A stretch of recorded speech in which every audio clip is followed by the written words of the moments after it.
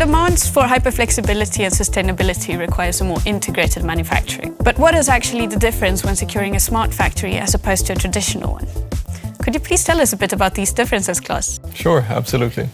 Well, I think there are many aspects to consider, but if we start by looking at the security landscape and how it's developed, in the past we used to see one device or a few devices being attacked. Then that gradually moved into many devices and then to systems and many systems. So when we are converging or when we're connecting IT and OT, we've seen the shift from attackers that they've started to focus on the OT space and the operational environment. So the convergence of IT and OT seems to be an important theme here. But what is actually OT? Sure, yep, sorry. So IT is information technology, OT operational technology. So there are many definitions of OT and what it is, but I think we can look at OT as any device or system that supports operational processes. So the devices in operation. And why is this IT-OT convergence so important? Well, so the convergence gives a ton of benefits, like Robert mentioned, the ability to collect, transport, analyze data. So by connecting the two, we get a lot of additional value. We're able to create, for example, digital twins of our factories.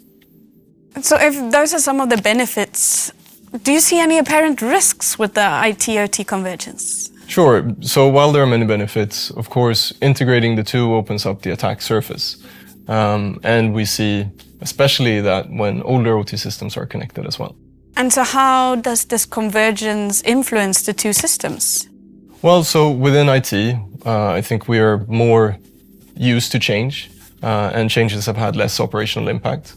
Within OT, we are less subject to change. We want to standardize things, and the changes that we do make have more operational impact.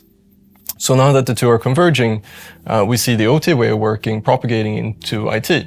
So I think overall we need to address how we make changes and keep systems up to date. So, as a quick summary, the main difference between securing a smart factory as opposed to a traditional one would be that you have to consider both the IT and the OT systems. Absolutely, yes. Perfect. Then thank you to both of you, and we will get back to you later on in this episode. We have learned that a deeper digitalization is necessary for a more sustainable production. And in order to ensure the security of this new digitalized environment, we need both IT and OT security. Now let's take a closer look at OT security and how the attack vectors differs. Warm welcome to Ludwig Seitz, OT security expert. Could you please help us shed some light on this? Thank you, Amanda. Yes. So let's compare IT and OT security incidents. In an IT security event, you might have disclosure of sensitive data.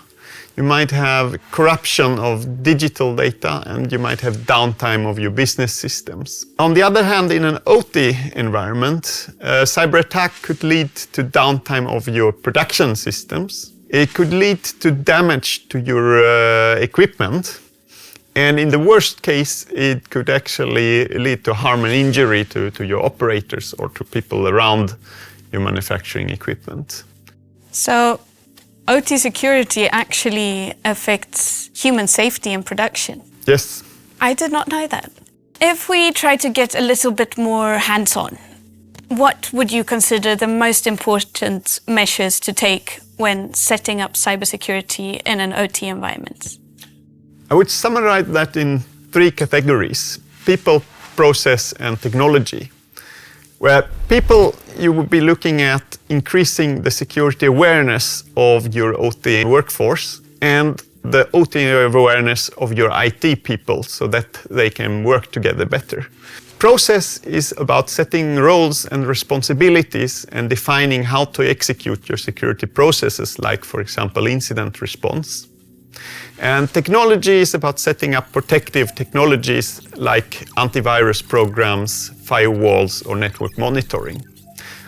On a higher level, these are the same measures as in IT security. The differences come in the details of their implementation. So when you speak about people, I mean, we have people in the IT department and people in the OT department. How do you work to get good collaboration between the two when it comes to cybersecurity?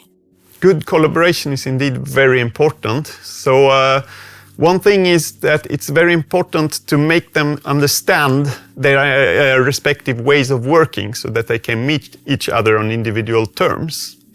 And when you're implementing security measures in an OT environment, it's also very important to make the operators understand the risks and threats you're trying to address so that you increase the acceptance for these measures. And finally, I would recommend to form mixed teams of IT and OT experts in order to increase the information exchange and boost mutual understanding. And when you speak about risks, I've heard that patching is sometimes postponed in order to avoid production downtime. But aren't patches crucial to operation safety and in turn then production uptime? Yes, indeed. Patches are very important because they reduce the vulnerabilities that actually can make cyber attacks possible. But if you do apply patches carelessly in an OT environment, that might lead to downtime itself. So what you want to do is to implement a test environment where you can test your patches and see their effect on production without affecting the actual production. And here, the smart factory actually helps because it collects the data necessary to build such test environments. That's a great tip. I was wondering, is there any type of framework that can guide you around setting up the cybersecurity of a smart factory? Yes, there is. The 62443 series of standards is a very good guideline for requirements and processes of OT security. And it's a very holistic framework that covers all the aspects of OT security and also bridges the gap into IT. Well, on that note, I would like to thank you so much, Ludwig, for joining us today and for giving us so many interesting tips when it comes to OT security. Thank you, Amanda.